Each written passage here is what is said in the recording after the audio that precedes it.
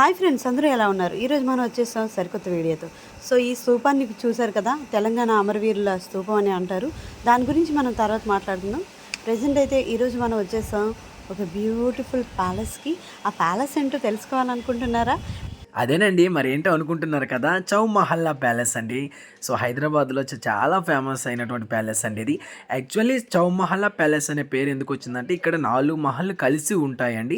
So దీనివల్ల చౌ మహల్లా palace, 4 మహల్లు కలిసే ప్రదేశాన్ని చౌ మహల్లా ప్యాలెస్ అంటారండి. సో నేరుగా తో ఉంది, బట్ పక్క నుంచి గదుల్లో ఉన్నాయి కదండి, ఆ గదుల్లో నుంచి అయితే మనం వెళ్దాం. చూసారు కదా ఫ్రెండ్స్, ఇదైతే చాలా బాగుంది చూడడానికి. అసలు నాకు 2 కళ్ళు చాలట్లేదు. సో ఇక్కడ వాతావరణం కూడా చాలా ప్రశాంతంగా ఉంది, చాలా పీస్ఫుల్గా కూడా ఉందండి. మరి ఇంకొక నిమిషం కూడా లేట్ చేయకుండా లోనకైతే వెళ్ళి చూసేద్దాం మహల్ ఎలా ఉందో. హాయ్, చూసారు కదండి ప్యాలెస్, చాలా చాలా సూపర్గా ఉంది. సో ఈ ప్యాలెస్ కోసం కొన్ని కొన్ని విషయాలు మనం ఈరోజు షేర్ చేసుకుందాం. సో ఈ ప్యాలెస్ ఏంటంటే, నిజాం నవాబ్లో నివాసం ఉండేవారు ఈ ప్యాలెస్లో. సో నిజాం నవాబ్ ఒకసారి ఇరాన్ వెళ్ళేటప్పుడు, సో ఇరాన్లో ఇలాంటి ప్యాలెస్ని చూసి, సో ఇట్లాంటి ప్యాలెస్ని మన హైదరాబాద్లో నిర్మించాలని, సో ఇలాంటి ప్యాలెస్ని అప్పుడు 1750లో సో ముందుగా స్టార్ట్ చేయడం జరిగింది. అది దాదాపుగా 1880కి సో మన ప్యాలెస్ మొత్తం, ఈ చౌమాల ప్యాలెస్ పూర్తయింది. సో ఈ చౌమాల ప్యాలెస్ పూర్తయింది దాదాపుగా 130 సంవత్సరాలు. అమ్మ బాబాయ్, 130 సంవత్సరాలు అంటే అసామాస్య కాదు కదండి. 130 సంవత్సరాలు అంటే, సో 130 సంవత్సరాలకి ఇది పూర్తయింది. సో ఇంకా లోపలికి వెళ్దాం. ఇది చౌమహల్లా ప్యాలెస్ అనే కాదండి, దీన్ని చోళీ ప్యాలెస్ అని కూడా ఈ లోకల్లో వాళ్ళు చెప్తున్నారు. వావ్, చాలా చాలా చాలా బాగుంది అసలు. అసలు నా 2 కళ్ళు నిజంగానే చాలట్లేదు. సో ఇదంతా మొత్తం పాలరాతి కట్టడమే. దీన్ని దర్బార్ మహల్ అని కూడా అంటారంట ఇక్కడ. సో నర్తకిలు ఇక్కడ నాట్యం చేస్తే రాజుగారు కూర్చొని చూసేవారంట. సో కొంచెం పైన ఇక్కడ మెట్లు కూడా ఉన్నాయి, ఒకసారి వెళ్దాం. చూసారా, మెట్లు ఉన్నాయి. అలా వస్తే ఇక్కడ మా వాడు నవ్వుతూ చాలా దీనిగా ఉన్నాడు, ఏముందో తెలీదు, చూసేద్దాం నేను కూడా. చాలామంది దూరం నుంచి వస్తున్నారండి ఇవి చూడడానికి. చాలామంది విజిట్ చేస్తున్నారు కూడా మంచిగా. యాక్చువల్లీ విదేశాల నుంచి వచ్చిన వాళ్ళే చాలా బాగా దీన్ని గురించి తెలుసుకోవడం కానీ ఇంకా మంచిగా ఎంజాయ్ చేస్తున్నారండి. సో ఇది చూసారా, తుపాకీలు అండి.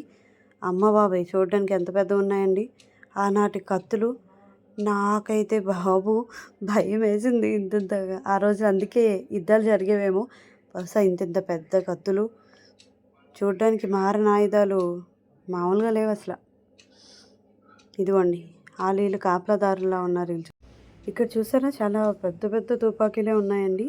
చాలా మంచిగా వీటన్నిటినీ గ్యాదర్ చేసి ఇందులో బాగా అమర్చడం అయితే జరిగింది. మన గవర్నమెంట్ ప్రభుత్వం చాలా మంచిగా అరేంజ్ చేశారు వీటికి. సెక్యూరిటీ మొత్తం చాలా బాగుందండి, చాలా అందంగా ఉంది. బాగా డిజైన్ కూడా చాలా మంచిగా అరేంజ్ చేశారు. సో ఇక్కడికి వస్తే మారణ ఆయుధాలు చూసారా, బాహుబలిలో చూశాను నేను, మళ్ళీ రియల్గా ఇప్పుడే చూస్తున్నానండి. చిన్న చిన్న సైజెస్ నుంచి పెద్ద పెద్ద మారణ ఆయుధాలు, కత్తులు, అవన్నీ చాలా బాగున్నాయి. బాబోయ్, ఇలా ఉన్నాయి కాబట్టి అప్పుడు యుద్ధాలు జరిగేవి. ఇది అయితే చూసారా, సో ఇది వాళ్ళ జాకెట్ అనుకుంటాను, జాకెటే. సో వాళ్ళకి ఏం జరగకుండా రక్షణ కవచాల్లాగా ఇవి వేసుకొని యుద్ధానికి వెళ్ళేవారనమాట. చాలా బాగుంది. నాకైతే రియల్గా చూడడం చాలా హ్యాపీగా అనిపించింది. ఎప్పుడు సినిమాలంటే కాకుండా న్యాచురల్గా ఇంత ఇలా ఉంటాయా అనిపిస్తుందండి. ఇన్ని ఎక్విప్మెంట్స్ మన దగ్గర ఉన్నాయి కాబట్టి యుద్ధాన్ని మనం ఆపగలిగాం కొంతవరకు. సో ఇది చూసారు కదా, ఇక్కడికి వచ్చేసాం మనం. ఇది బ్యాక్ సైడ్ ఉన్న మంచి ప్లేస్ అండి. ఈ ట్రీ చాలా బాగుంటుందండి అసలు. ఇక్కడ అందరూ ఫొటోస్ గట్రా బాగా తీసుకుంటారు.